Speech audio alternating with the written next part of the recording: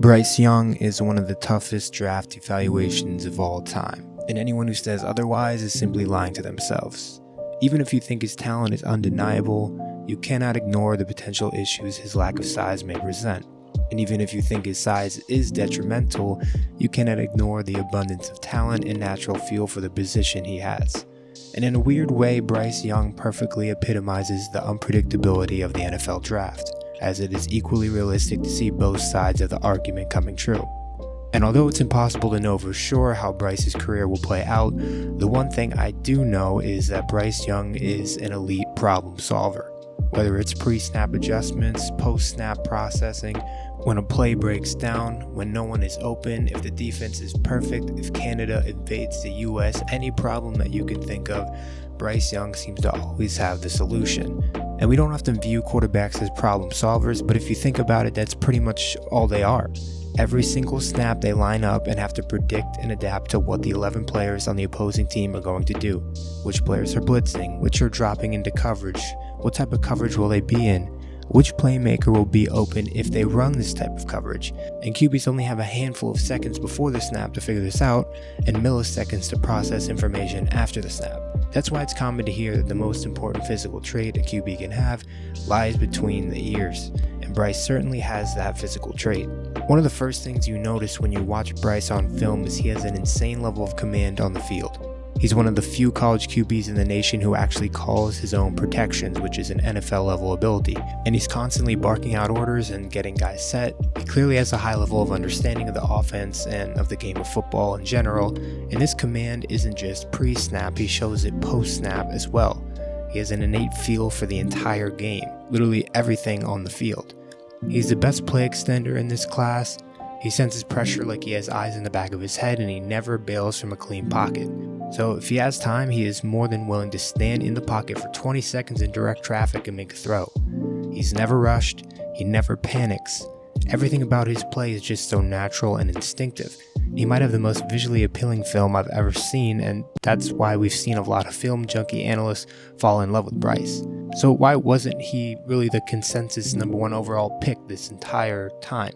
We've heard Stroud, Richardson, and even Levis briefly going #1 overall, and why wasn't Bryce the unquestioned QB1? Why wasn't his name next to the likes of Andrew Luck and Trevor Lawrence and Joe Burrow as one of the top prospects of the last few decades?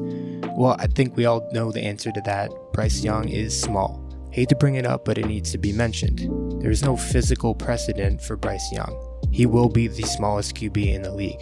Closest thing would be Kyler, but I think it's pretty clear Kyler has a fuller frame, and he's even still notoriously had trouble staying on the field for a 17-game season so far in his career.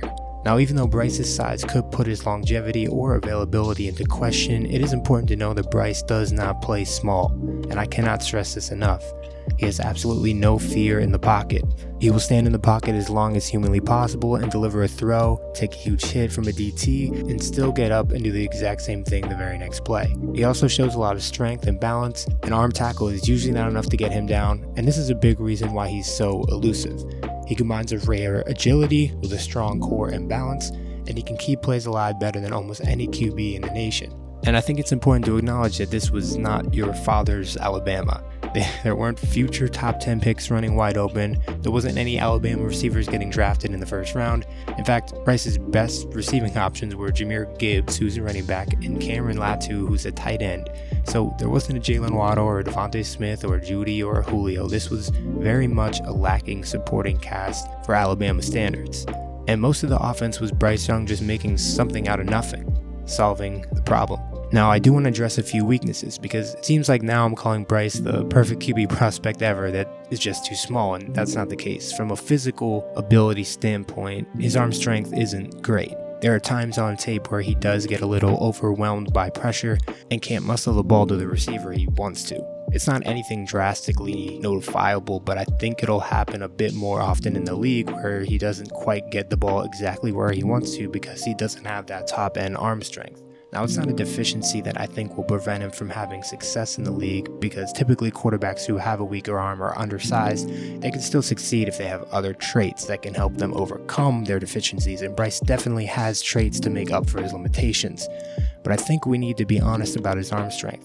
For someone of his height and weight, he has a big arm, but in a vacuum, he will have a bottom half of the league arm, which, again, doesn't mean he can't be successful, but it is the truth.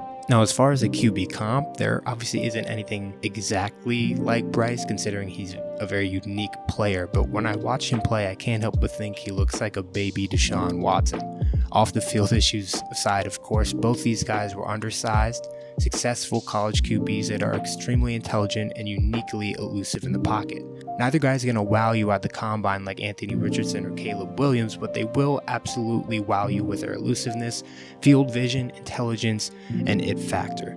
If Bryce can survive the physicality of the NFL and has the opportunity to develop in a positive situation, then I think his ceiling is a Deshaun Watson type player.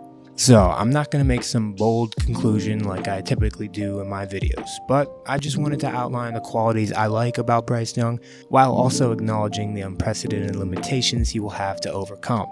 But let me know your thoughts in the comments. Will Bryce Young develop into a franchise-changing quarterback, or will his physical limitations be too much to overcome?